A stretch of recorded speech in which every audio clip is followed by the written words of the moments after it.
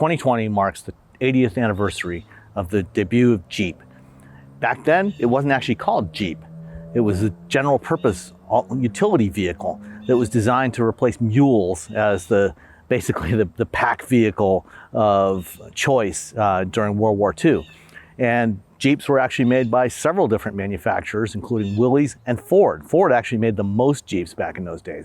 But now Jeep is part of Stellantis, the new name of the company that came out of the merger of Fiat Chrysler automobiles and PSA out of France. And the classic Wrangler is still around. If you saw a picture of a Jeep from World War II and you saw this Wrangler, you would clearly see the lineage. It's there, the round headlights, the 7-slot grille, the flat windshield, the bulging fenders. It's all there, except this is a radically different vehicle from the Jeeps that GIs drove around in the war, and in practically every war since then for that matter. This is the first Jeep with a plug. It's the Wrangler 4xe. This is TWiT. This episode of Hands on Tech is brought to you by Casper. When it comes to a better night's sleep, Casper's new cooling collection has you covered. Focus on tomorrow. Let Casper handle the rest. Explore Casper products, mattresses, sheets, pillows, and more at casper.com/twit1 and use the code TWIT1 for $100 off select mattresses.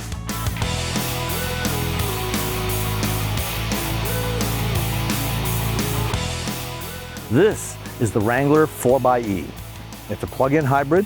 It has a 17 kilowatt-hour lithium-ion battery pack under the rear seat. And also, unlike those Jeeps of old, this is the Wrangler Unlimited. You can only get the plug-in hybrid with the Unlimited, which is the 4-door version of the Jeep, which is now by far the more popular of the two Wrangler models. You can still get the 2-door, although you can't get it with the plug-in hybrid powertrain. There isn't quite enough room to package the battery pack in there. But a few years from now, sometime between now and 2025, Jeep promises to launch a full battery electric version of the Wrangler, as well as every other model in the Jeep lineup. And by that time, we may have a fully electric 2-door Jeep, just like the originals, but bigger. This is the Rubicon model, which has all the 4-wheel drive off-road chops that you would ever want in a Jeep. This thing can go pretty much anywhere. It's got some of the best water fording capabilities, ground clearance, approach and departure angles of any off-roader. Only the Ford Bronco, the new Ford Bronco, really comes close to matching what this can do. They're pretty much a wash between the two in terms of capability. The Bronco's got a slight advantage in some areas, the Wrangler in others. But for now, the Jeep is the only one that comes with a plug. And this is it right here. So the only visual differences you'll find between the standard Wranglers and the plug-in hybrid, obviously the port here on the fender for the plug. You can plug this in to either any 120 or 240 volt outlet, charge it up. And then the other main visual difference from other Wranglers is you'll notice the blue trim around on the hood, around the badges on the vehicle, down here on the fenders, all blue as opposed to red. And then of course, the blue tow hooks on the bumpers on the front and the rear. Like all Wranglers, this one is capable of being driven completely open. You can take the top off, you can take the doors off, you can even take the fenders off. A lot of off-road enthusiasts like to do that. They like to be out in the wide open spaces. And with this one, because it has 21 miles of pure electric driving range, you can even do that completely silently. The only sound being the tires crunching over the rocks or the sand or splashing through the mud as you go down the trail. So let's take it for a drive. Right now it's running in electric mode. Down here on the left-hand side of the dashboard, there's 3 switches here that allow you to select between hybrid, electric, and what they call e-save mode. The hybrid mode, it operates basically like a Toyota Prius, where it will run both the engine and the electric motor. It'll do regenerative braking, and it'll recapture energy from braking, put that into the battery, use that to help boost the engine when you're accelerating, and give you just generally better overall fuel economy. The electric mode, as you might expect, only uses the electric motor. This thing has essentially two powertrains in it. There's a 2-liter turbocharged 4-cylinder engine with 270 horsepower. That is the same engine that you'll find in regular Wranglers, and it also retains the same 48-volt mild hybrid system that's on the Wrangler, which uses a belted starter generator that replaces the alternator, uses that to help boost the engine, do some auto stop start, and also some regenerative braking. And that stays on there, so that gives you an extra 44 horsepower and a bunch of about 90 foot-pounds of extra torque. And then there's also the a 134 horsepower electric motor that is integrated into the transmission, into the 8-speed automatic transmission. It sits between the engine and the transmission. And that's the one that gives you your primary electric drive when you're in electric mode. So right now I've got it in electric mode, and that's only using the battery. It's not using the engine at all. It keeps the engine off. There's also what they call an e-save mode. The e-save mode runs the engine continuously, and what that does is, if you want to save some of the power in the battery to use later, so for example, when you get home and you're driving around your neighborhood, if you want to do that silently without any noise from the engine, you can use the e-save mode to save that. And it will also, as you're driving, it will also charge up the main battery. And so for example, if you're going to an off-road trail and you want to do your off-roading in electric mode, you can use the e-save mode to top up the battery while you're driving, and then preserve that juice in the battery so that you can use that on the trail. One of the cool things that Jeep has done is they've also formed a partnership with Electrify America, which is the EV charging division of Volkswagen of America. And what they're doing is they are installing charging stations, solar-powered charging stations, at various popular trailheads around the U.S. I think they've got 17 initially that they're doing. So places like the Rubicon Trail in California, Moab in Utah, a variety of other locations where Jeep owners like to go and do their off-roading. They're setting up solar charging stations there, so when you arrive at the trailhead, you can stop there, plug in your Wrangler, get it all charged up so you got a full charge before you head out on the trail. And while you're doing that, you can get your Jeep ready to, if you want to, for example, take off the doors or take off the top. You can do all those sorts of things. For now, I want to drive in electric mode because I'm also testing how much actual EV driving I can get out of this battery. It's a 17 kilowatt-hour lithium-ion battery pack. It sits under the rear seat. It's made by LG Chem, same company that supplies batteries for a lot of other EVs. They supply the battery for the Chrysler Pacifica plug-in hybrid. They also supply the batteries that are used in the Chevy Bolt, as well as the Ford Mustang Mach-E and a lot of other cars. Right now, I'm at 96% charge. I left my driveway with 100% charge, still showing 24 miles of electric range. The EPA rates the Jeep at 21 miles of electric driving range. So we're going to take it and go out and run on some dirt roads and stuff and see what it can do. So on the inside, the interior of this Jeep is also pretty familiar if you've ever been in a modern Jeep Wrangler. Nothing really much has changed here. The only notable change is there's a little bar here on top of the dashboard with some LED lights. When you plug it in, that's your charging indicator. So it'll flash. There's five LEDs in there. So it'll give you an indication of what the battery state of charge is, and flashes as it's charging to let you know that it's getting juice, it's connected. And then when it's full, you'll see all 5 LEDs, blue LEDs, light up in there. Other than that, and the mode indicators, the only other notable change in here is down here by the climate control switches. There is a button for regenerative braking, for the amount of regenerative braking you want. So the normal default is light regenerative braking. So that's where when you take your foot off the accelerator pedal, it's driving the electric motor to use it to turn it into a generator and put energy back into the battery. instead of using your friction brakes, which the friction, your regular brakes just convert the kinetic energy of the car into heat. Here we're turning that kinetic energy back into electricity to give you a little more driving range. The default with the regenerative braking on the Wrangler is that it will basically behave like a conventional vehicle and just sort of coast when you lift off the accelerator. If you press the button and engage the strong regen, then it's not quite one pedal driving like you would get in some cars like the Mach-E or the Bolt or a Nissan Leaf, but it gives you much more aggressive decel from the regen, so you don't really have to use the brakes very much, and that gives you more electric driving range when you do that.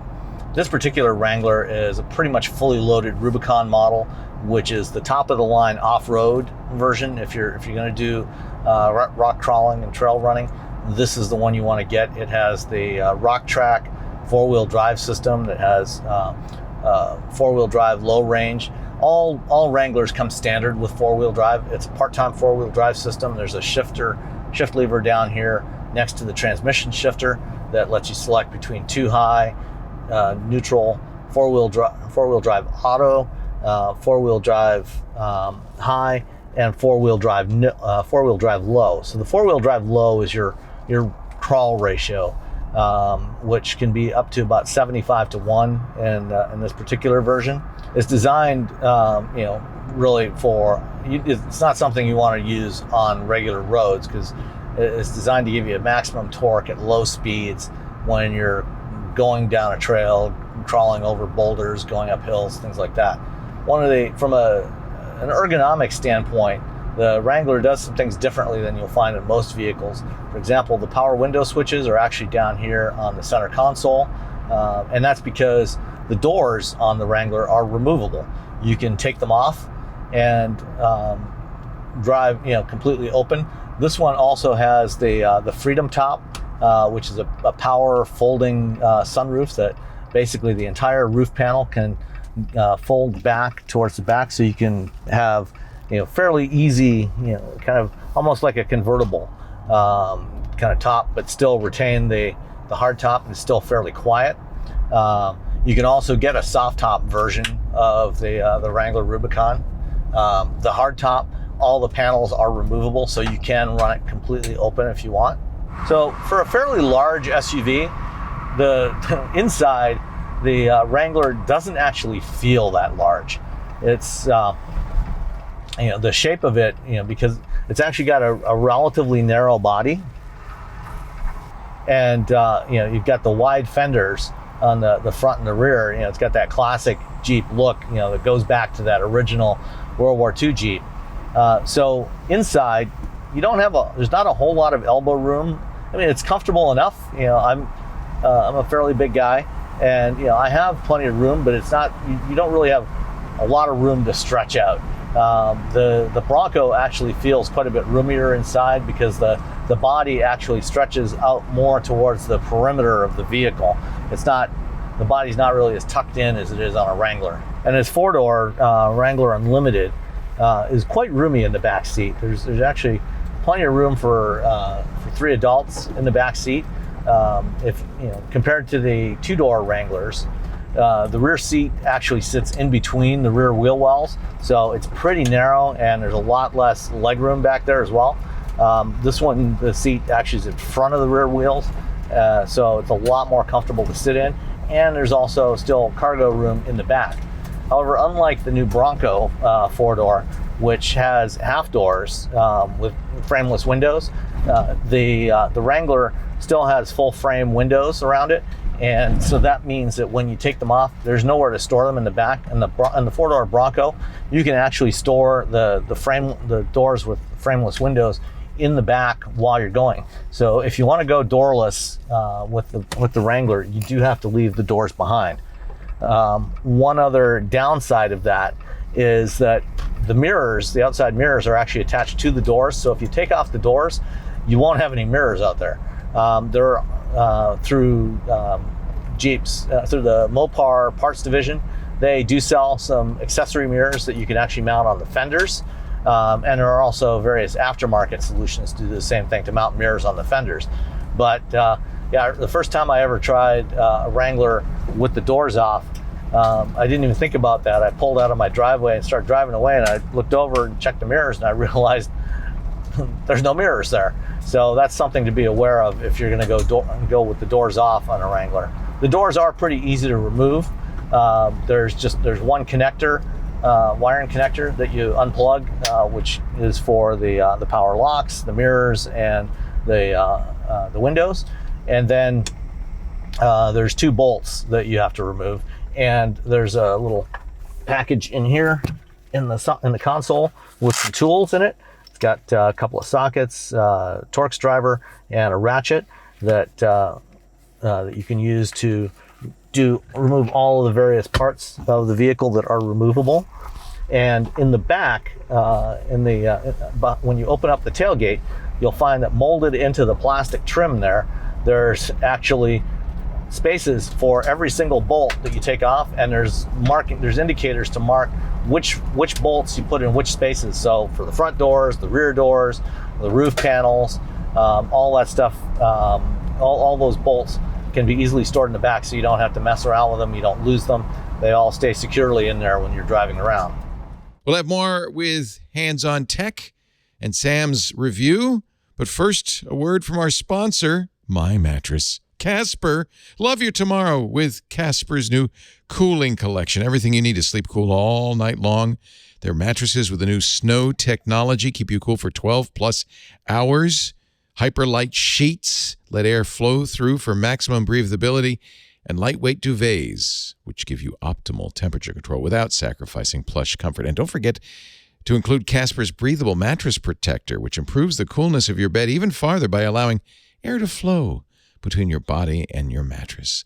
Sleeping cool means sleeping better. And better sleep means better tomorrows with Casper. As always, Casper offers free shipping and free returns.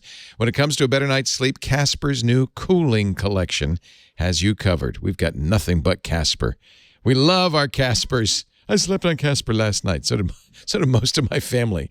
Focus on tomorrow. Let Casper handle the rest. Explore Casper products, mattresses, sheets, pillows, and more at casper.com/twit1.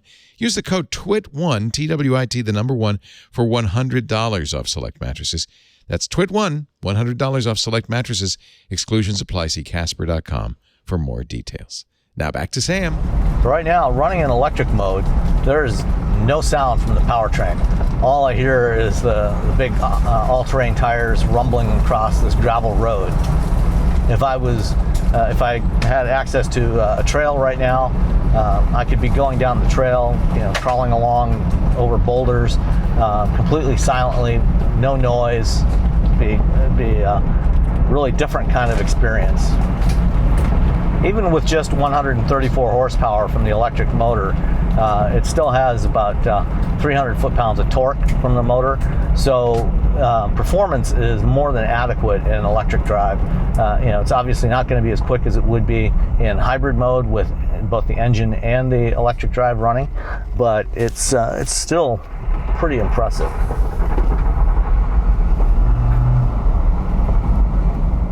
If you get hard on the accelerator, it will actually turn on the engine to give you a little extra boost when you request it. But then as soon as you back off and cruise at more constant speed, the engine will shut off and it'll go back into electric drive mode.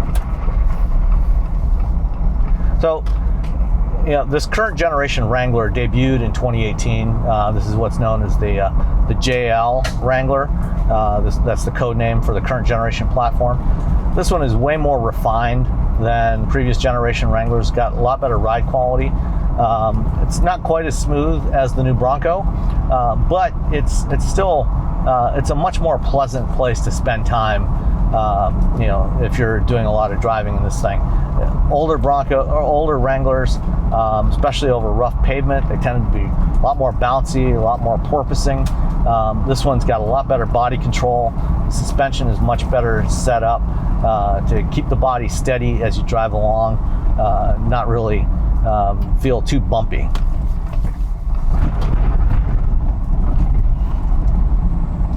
This Wrangler is equipped with Jeep's Uconnect 4 infotainment system. So it's an 8-inch touchscreen here in the middle, and it's also got 4G LTE connectivity. It has support for Android Auto and Apple CarPlay. It's not wireless, you do have to plug it in, but there are lots of USB ports in here. There's 2 ports up front here, there's a USB-C and a USB-A, and then another USB-C and a USB-A in the back seat for passengers in the back that want to charge their devices. So aside from the sound of the tires rolling on the pavement or the dirt, the only other sound you hear in here is during acceleration. At low speeds, you will hear a little bit of a whine that comes from the vehicle, and that's something that's actually required by regulations. Below 20 miles an hour, electric vehicles are required to make some sound to help alert pedestrians who are visually impaired. And on this Wrangler, it just sounds like kind of a light whine that's emanating from the vehicle. So the battery itself, as I said, is mounted underneath the rear seat. It's a sealed battery because basically, this thing is designed to be able to go through up to 33 inches of water fording, and you can be, depending on what trim level you have, you can even hose the thing out. So it's they make sure that the battery is completely environmentally sealed, so that shouldn't be a problem. Given the Jeep Wrangler's roots, as this very light, simple utility vehicle developed for the military back in World War II, this thing is actually remarkably sophisticated. It's got full suite of driver assist features, including radar adaptive cruise control. So there's a radar sensor on the front. There are surround view cameras in this thing, and as I said, you've got a fairly sophisticated infotainment system in it as well, and automatic climate control, dual zone automatic climate control. So I've been driving for a while now, for about 10 miles, and I've still got 14 miles of electric driving range. One of the things that to keep in mind, 21 miles of electric range, officially rated electric range, doesn't sound like a whole lot. But the reality is, most of those trails, most of the off-road trails that when people do their off-roading, are actually not that long, because typically on those really hardcore trails, you're going very slowly. You're usually not going more than 2, 3, maybe 4 miles an hour most of the time. And the Rubicon Trail, for example, which this vehicle is named for, is considered one of the toughest trails in America. It's only 16 miles from end to end. So you should have no problem at all actually doing the whole trail on a charge. If you've got a full charge in the battery, you should be able to do that without any difficulty at all, and then only turn the engine back on once you get off the trail. So driving an electric Wrangler is quite an interesting experience. Sometime in the next 3 years, Jeep promises to actually launch a full battery electric version of the Wrangler. And actually, they at their recent EV day, Stellantis, the parent company of Jeep, announced that by 2025 they'll be offering battery electric versions of every vehicle in the Jeep lineup. So everything from the subcompact Renegade all the way up to the new full-size Wagoneer SUV will all be available with full battery electric drivetrain, no engines at all. So Wranglers, unfortunately, don't come cheap, especially if you want to get the fully equipped off-road models. A Wrangler Rubicon typically costs somewhere around $50,000 or more to start. You can get the base models starting at about $28,000, and they do come with four-wheel drive. So if you plan to do a lot of customization of your Wrangler, you might want to go with one of the lower-end trim levels. If you're going to do customization and do a lot of off-roading with it, you might want to get one of those trim levels and get the optional Rocktrack four-wheel drive system. But if you want to basically just get it with everything from the factory, it will cost you. This particular Wrangler Rubicon is $65,000, including delivery charges. So Jeep has really gone up market over the last, particularly over the last decade. It's become much more of a premium vehicle.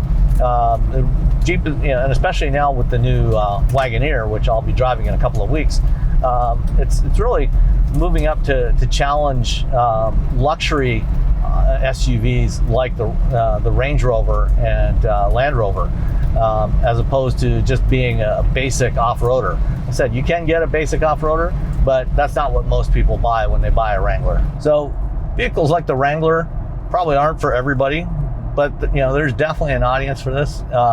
It's got a lot of capability. This thing can go pretty much anywhere you would ever want to go, and probably a lot of places you don't want to go. So if you're in the market for something like a Jeep and you want something that's a little more environmentally friendly, the regular Wranglers are not particularly fuel efficient. You're gonna have a tough time getting you have a tough time hitting 20 miles per gallon most of the time in a regular Wrangler. In this one, this thing's averaging 28 miles per gallon, and right now, since I left the house, it's using infinite miles per gallon because it hasn't used any gas. It's been running just on electricity, and you can drive, do most of for most people, you can do a lot of your daily driving in a Wrangler 4xe without using any gas at all. So if you're looking for something with the capability of a Jeep, the looks of a Jeep, you're gonna have a hard time doing much better than this, if you want something that is also a little more environmentally friendly than a standard Jeep. For Hands on Tech, I'm Sam Abuelsamid. No ads, just the content. That's what you get when you join Club TWiT. You even get extras like TWiT Plus, our new bonus feed just for members, and exclusive access to the Club TWiT Discord community. Join now for just $7 a month and support TWiT as we continue to create top-notch podcasts you expect and deserve. We're just getting started, so be one of the first to join as we build Club TWiT from the ground up. You could be an early member. Go to twit.tv/clubtwit to learn more and sign up now. Thanks. Keep up with all the hottest tech news and gadgets. Visit twit.tv. There you'll be able to find and subscribe to all our tech shows. Thanks for watching Hands on Tech.